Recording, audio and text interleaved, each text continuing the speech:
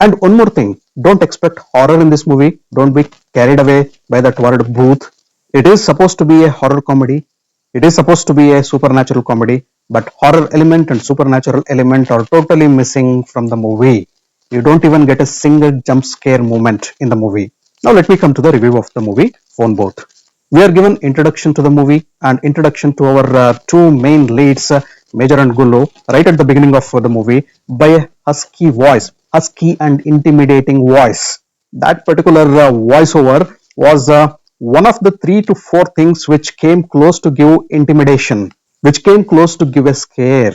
That particular raw, husky, intimidating voice appears right at the intro, at the interval, and again at the climax. And that is one part you are definitely going to enjoy, friends. As I said, there are a lot of booths, chudales, and all evil spirits in the movie, but still they are not intimidating. They don't give you a ghostly scare. They don't give you jump scare moments or goosebump moments.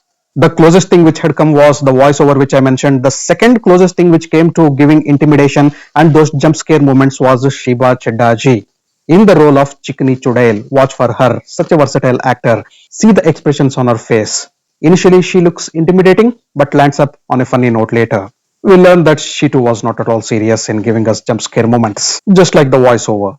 And the third closest thing which came to give you jump scare moments or some promise that some horror element may come into the movie from this point onwards was our Jaggu Dada, Bido, Jackie Shroff who is playing the role of Atma Ram. He is supposed to be the antagonist, the villain of the movie, but he too lands on a lighter side, on the humor side.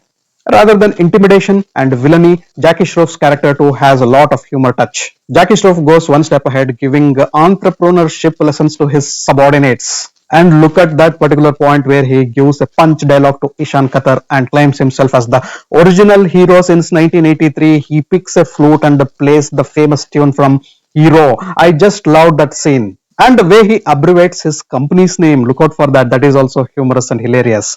And coming back to Shiba Cheddaji, watch out that particular scene wherein Ishan Khatter and Siddhant are trying to bend her ankles, twist her foot. And in a later scene, where they realize that they should not have twisted her foot, instead they should have twisted her body. And look at that moment where Shiba Cheddaji runs and Katrina Kaif chases her. And finally, they land up at Lahore border.